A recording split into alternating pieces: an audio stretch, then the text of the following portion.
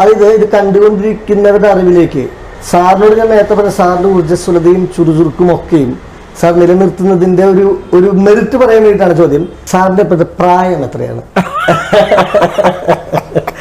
ഇതൊക്കെ കണ്ടുപിടിക്കാൻ വേണ്ടി ബുദ്ധിമുട്ടില്ല. എന്റെ പ്രായമൊക്കെ എല്ലായിടത്തും ഉണ്ട്. എന്നാലും എത്രയാണ് സാറിന്റെ ഇപ്പോഴത്തെ പ്രായം? ഇപ്പോഴത്തെ പ്രായം പറയുന്നില്ല, അടുത്ത വർഷത്തെ പ്രായം പറയാം. അടുത്ത വർഷം എനിക്ക് 80 വയസ്സാണ്.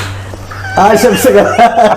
80 വയസ്സിന് അഡ്വാൻസ് ആശംസകൾ. ഞാൻ ചോദ്യം ചോദിച്ചത് 79 കഴിഞ്ഞു. 79 കഴിഞ്ഞു. ഇപ്പം അടുത്ത വർഷം അടുത്ത ജൂലൈയിൽ എൻ്റെ 80ാമത്തെ പിറന്നാളാണ്. ഞാൻ ഈ ചോദ്യം ചോദിച്ചത് പ്രേക്ഷകരുടെ അറിവിലേക്ക് കൂടെ 80ാമത്തെ വയസ്സിലും സാറ് സന്തോഷത്തോടെ എന്റെ പ്രായം അറിയുന്നത് അത് ഞാൻ എന്റെ പുസ്തകത്തിൽ എന്റെ പ്രായമുണ്ട്, എന്റെ വിക്കിപീഡിയ എടുത്ത പ്രായമുണ്ട്. പ്രായം എന്താ പ്രശ്നം? ഞാൻ പറഞ്ഞ പ്രശ്നമില്ല.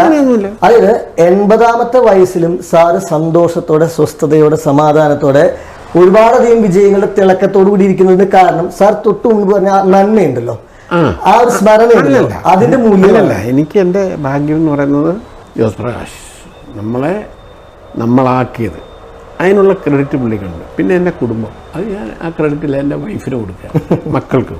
ഇപ്പം ഞാൻ പറഞ്ഞു ഒരു സമയത്ത് ഞാൻ ജോസ് പ്രകാശിൻ്റെ അനിയൻ എന്നുള്ള നിലയിലാണ് അറിഞ്ഞുകൊണ്ടിരുന്നത്.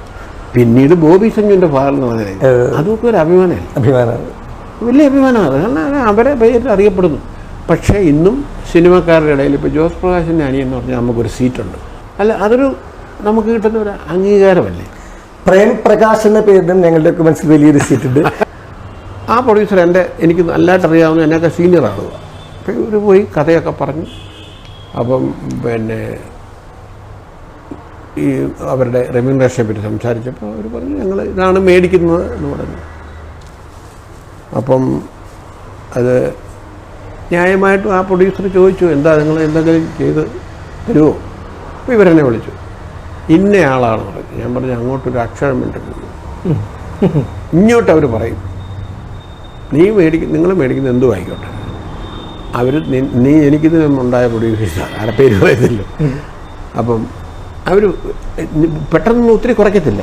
അവർ പറയുന്നത് ഇനി ചെയ്ത് കൊടുത്താലോ ചെയ്തു. അല്ല, ഇത് ഞാൻ പറയുന്നത് എന്താ പറയുക, പൈസ നമുക്ക് ആവശ്യമാണ്, ഇല്ലെന്ന് ഞാൻ പറയുന്നില്ല. സാമാന്യമായിട്ട് നമുക്ക് ജീവിച്ചു പോയാൽ പറ്റില്ല. അപ്പോൾ അത് ഞാനങ്ങനെ ഞാനും വൈഫും ഒക്കെ അത് തന്നെയാണ് പറയുന്നത്. നമുക്കിതൊന്നും ഒത്തിരി സമ്പാദിച്ച് വെച്ചിട്ടൊന്നും ഇങ്ങോട്ട് കൊണ്ടുപോകണമെന്നും വലിയ ആഗ്രഹമുള്ള ആളൊന്നും നമുക്ക് കഴിയുമ്പോൾ എൻ്റെ ഉണ്ടല്ലോ, ജീവിക്കാനുള്ളതുണ്ടല്ലോ.